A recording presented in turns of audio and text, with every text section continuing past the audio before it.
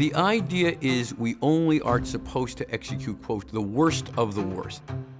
And people with intellectual disabilities generally cannot have the kind of thoughtful planning that goes into a first-degree murder.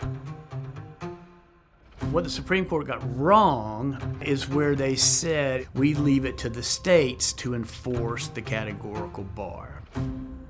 There is a lot of confusion among lay people and even among some professionals about what are the differences between intellectual disability and mental illness. Warren had a seizure disorder from a very young age. He had an intellectual disability. He had an IQ of about 70.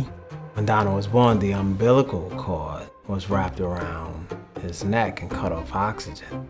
Matthew's IQ, by the state's expert, was below an Atkins standard. Next thing I know, they were getting ready to execute my baby. People have a mental vision of what people with intellectual disability must be like.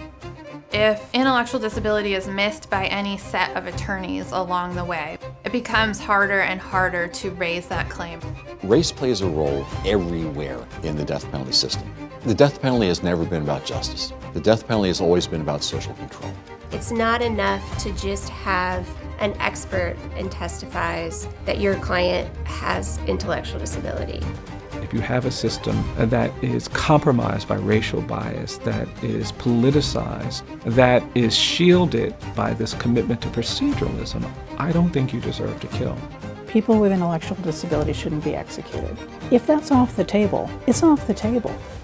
I think our system in a lot of ways is about vengeance.